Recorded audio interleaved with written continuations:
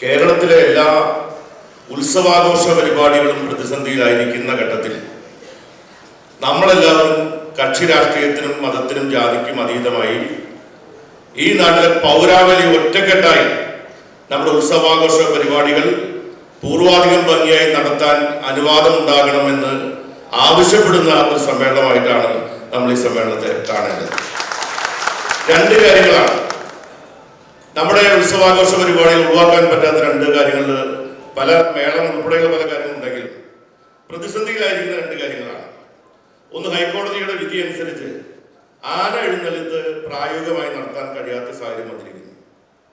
കേന്ദ്ര ഗവൺമെന്റിന്റെ പെസോയുടെ പുതിയ നിയമം വന്നതോടുകൂടി വെടിക്കെട്ട് പ്രായോഗികമായി നടത്താൻ കഴിയാത്ത സാഹചര്യം വന്നിരിക്കുകയാണ്. ഈ രണ്ട് കാര്യങ്ങൾക്കും പരിഹാരം ഉണ്ടാക്കാൻ നമുക്ക് സാധിച്ചില്ലെങ്കിൽ ഈ വർഷത്തെ ഒരു ഉത്സവവും മുൻകാലങ്ങളെ പോലെ നടത്താൻ പറ്റാതെ വന്നിരിക്കുന്നു എന്നുള്ളതാണ് പ്രശ്നം. ബഹുമാനപ്പെട്ട ഹൈക്കോടതി വിധി പ്രസ്താവത്തിൽ പറഞ്ഞ ചില കാര്യങ്ങൾ അദ്ദേഹം പറഞ്ഞ ആന എഴുന്നള്ളിപ്പ് നമ്മുടെ മതവിശ്വാസത്തിന്റെ ഭാഗമല്ല. ആന എഴുന്നള്ളിപ്പ് മതവിശ്വാസത്തിന്റെ ഭാഗമാണോ അല്ലയോ എന്നൊന്നും അല്ല ഇവിടെ പ്രശ്നം. ആന എഴുന്നള്ളിപ്പ് എന്ന് പറയുന്നത് കാലങ്ങളായി നൂറ്റാണ്ടുകളായി നടന്നുകൊണ്ടിരിക്കുന്ന നമ്മുടെ ആഘോഷങ്ങളുടെ ഒഴിവാക്കാനാവാത്ത ഏറ്റവും ഈ ഉത്സവങ്ങൾക്കെല്ലാം ഏറ്റവും യശസ് ഉണ്ടാക്കുന്ന ഒരു കാര്യമാണ് ആനകളുടെ എഴുന്നള്ളത്ത്. കേരളത്തിലെ ആനകളെ, നാട്ടാനകളെ, കാട്ടിൽ നിന്ന് പിടിച്ചുകൊണ്ടിരുന്ന ആനകളെ ഇവിടെ പീഡിപ്പിക്കുകയും അവയെ എല്ലാം വളരെ ഭീകരമായി മർദ്ദിക്കുകയും ചെയ്യുന്നു എന്നുള്ളത് മുഴുവനും ശരിയാണോ?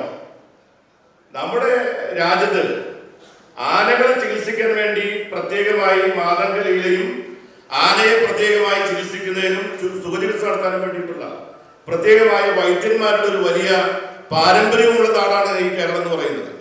ആനകളെ ചികിത്സിക്കുക മാത്രമല്ല, ആനകളെ ദൈവമായി ആരാധിക്കുന്ന ഒരു നാടാണ് കേരളം. കർക്കിടക മാസത്തിൽ ആനയൂട്ട് നടത്തുന്ന ആനകളെ ആരാധിക്കുന്നതിന്റെ ഭാഗമായിട്ടാണ്.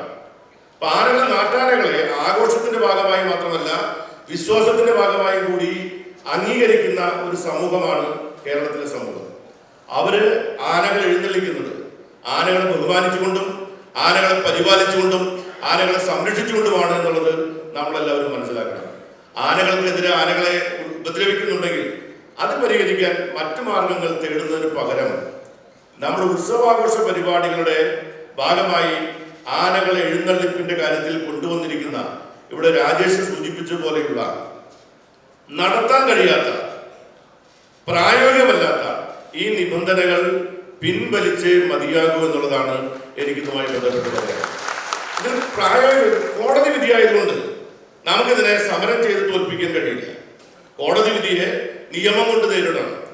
ആ നിയമം കൊണ്ട് എങ്ങനെ നേരിടണം എന്നതിനെ പറ്റി ഇപ്പോ സംസ്ഥാന ഗവൺമെന്റ് മുഖ്യമന്ത്രിയുടെ നേതൃത്വത്തിൽ ഒരു യോഗം വിളിക്കും എന്ന് പറഞ്ഞത് സ്വാഗതാർഹമായ കാര്യമാണ്.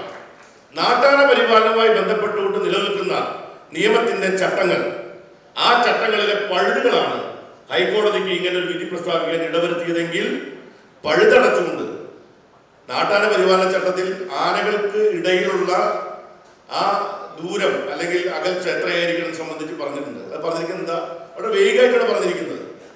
അതുകൊണ്ടാണ് സുരക്ഷിതമായി അകലം പാലിക്കണമെന്ന് മാത്രമേ പറഞ്ഞുള്ളൂ.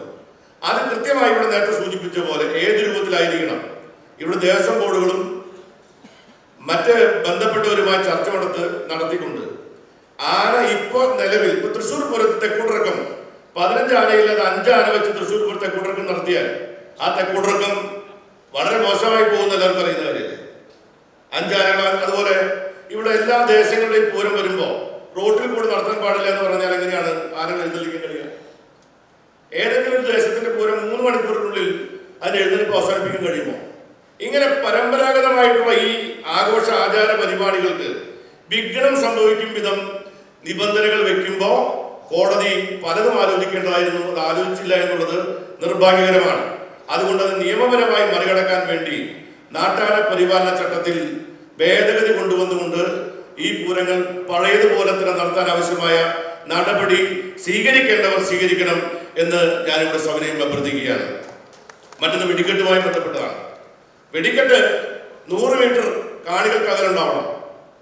മാക്സിന് വേണ്ടി ഉണ്ടായ 40 മീറ്റർ അകലത്തിൽ മാറ്റം വരുത്തിയിരിക്കുന്നു. അങ്ങനെ ഒട്ടനവധി നടത്താൻ കഴിയാത്ത നിബന്ധനകൾ വെച്ചുകൊണ്ട് ഇപ്പോ ഒരു ചട്ടം കേന്ദ്ര ഗവൺമെന്റ് ഇറക്കിയിരിക്കുകയാണ്. അത് പ്രാബല്യത്തിൽ വന്നിരിക്കുകയാണ്. ആ പ്രാബല്യത്തിൽ വന്നു കഴിഞ്ഞാൽ ലംഘിച്ചുകൊണ്ട് ഇവിടെ ദേവസ്വം ബോർഡുകൾക്ക് എന്താ ചെയ്യാൻ പറ്റുമോ? ഉദ്യോഗസ്ഥന്മാർ ചെയ്യാൻ പറ്റുമോ? പറ്റില്ല. അങ്ങനെ പറ്റണമെങ്കിൽ അതിന് ഭേദഗതി കൊണ്ടുവരണം. ഭേദഗതി കൊണ്ടുവന്ന് പൂരം വെടിക്കെട്ട് അപകടമില്ലാത്ത നടത്താൻ കഴിയാത്ത വിധത്തിലുള്ള നിരവധി കാര്യങ്ങൾ ഇവിടെ നേരത്തെ ഉണ്ടാക്കിയതാണ്. അത് വെച്ചുകൊണ്ട് പൂരങ്ങളുടെ വെടിക്കെട്ടുകളും നടത്താൻ ആവശ്യമായിട്ടുള്ള നിയമപരമായ മാറ്റങ്ങൾ കൊണ്ടുവരണം എന്നുള്ളത് ഈ പൗരാവലി രണ്ട് ഗവൺമെന്റുകളോടും ആവശ്യപ്പെടണം എന്നുള്ളതാണ് എന്റെ അഭ്യർത്ഥന. അതിനുവേണ്ടി നമ്മുടെ ജനപ്രതിനിധികൾ, എല്ലാ രാഷ്ട്രീയ പാർട്ടികളും ജനപ്രതിനിധികൾ, നമുക്ക് ഇടയിലൊക്കെ തന്നെ പല അഭിപ്രായ വ്യത്യാസങ്ങളൊക്കെ ഉണ്ടാകാം. പക്ഷേ ഈ നമ്മുടെ നാടിന്റെ സംസ്കാരത്തിന്റെ ഏറ്റവും വലിയ ഒരു വെളിപ്പെടുത്തലാണ് ഈ പുരാഘോഷ പരിപാടി എന്ന് പറയുന്നത്. തെരഞ്ഞെടുപ്പിൽ പറഞ്ഞ പോലെ പൂരം എന്ന് പറയുന്നത് കേവലം ആചാരാനുഷ്ഠാനം മാത്രമല്ല, ക്ലാസിക്കൽ കലകളുടെ സംഗമമാണ്. 10,000-കണക്കിന് ആളുകൾ ഉപജീവന മാർഗമാണ്. നമ്മുടെ ഇക്കണോമിയെ തന്നെ സ്വാധീനിക്കാൻ കഴിയുന്ന ഉത്സവങ്ങൾ. 3000-ഓളം വരുന്ന ഉത്സവങ്ങൾ എന്ന് പറഞ്ഞാൽ അതിന് 10,000-കണക്കിന് മേളക്കാരും 10,000-കണക്കിന് കച്ചവടക്കാരും ഒരുപാട് ആളുകളും അലങ്കാരം ഉണ്ടാക്കുന്നവരും നെറ്റിപ്പട്ടം ഉണ്ടാക്കുന്നവരും അങ്ങനെ ഒരു വലിയ ഒരു സാമ്പത്തികമായ പ്രക്രിയയും കൂടി നടക്കുന്നതാണ് ഉത്സവങ്ങൾ എന്നുള്ള കാര്യം കൂടി പരിഗണിച്ചുകൊണ്ട് കേവലം ആചാരത്തിന്റെയോ അനുഷ്ഠാനത്തിന്റെയോ വിശ്വാസത്തിന്റെയോ മാത്രം പ്രശ്നമല്ല, നമ്മുടെ സമൂഹത്തിന്റെ ഒരു കമ്മ്യൂണൽ ഹാർമണിയുടെ, നമ്മുടെ നാടിന്റെ ഐക്യത്തിന്റെ, നമ്മുടെ നാടിന്റെ സംസ്കാരത്തിന്റെ ഏറ്റവും പ്രധാനപ്പെട്ട കേന്ദ്രങ്ങളാണ് ഈ ഉത്സവങ്ങൾ എന്നുള്ളതുകൊണ്ട് അങ്ങനെ ഉത്സവങ്ങൾ നടത്താതിരിക്കുന്ന ഒരു സാഹചര്യം ഉണ്ടാകാതിരിക്കാൻ വേണ്ടി നമ്മുടെ ഗവൺമെന്റുകൾ അടിയന്തരമായി ഇടപെട്ട് അതിനാവശ്യമായ നടപടി സ്വീകരിക്കണമെന്ന് ഈ പൗരാവലി ഒന്നടങ്കം ആവശ്യപ്പെടണമെന്ന് മാത്രം അഭ്യർത്ഥിച്ചുകൊണ്ട് നിയമസഭയിൽ പ്രതിപക്ഷവും ഭരണകക്ഷി ഒരുമിച്ചിരുന്നുകൊണ്ട് തന്നെ നിയമസഭയിൽ ഇതിന് ചട്ടം ഭേദഗതി എന്ത് ചെയ്യണമെന്നതിനെ സംബന്ധിച്ച് അടിയന്തരമായിട്ട് ആലോചിക്കണം. വെടിക്കെട്ടുമായി ബന്ധപ്പെട്ട വിഷയത്തിലും കേന്ദ്ര ഗവൺമെന്റ് കൊണ്ടുവന്ന നിയമമാണ്. ആ നിയമം ഭേദഗതി വരുത്തുന്നത് കേന്ദ്ര ഗവൺമെന്റ് തന്നെയാണ്. യാതൊരു സംശയവും അക്കാര്യത്തിലാർക്കും വേണ്ട. അത് കൊണ്ടുവരാൻ കേന്ദ്ര ഗവൺമെന്റും ആവശ്യമായ നടപടി അടിയന്തരമായി സ്വീകരിച്ചേ മതിയാകും.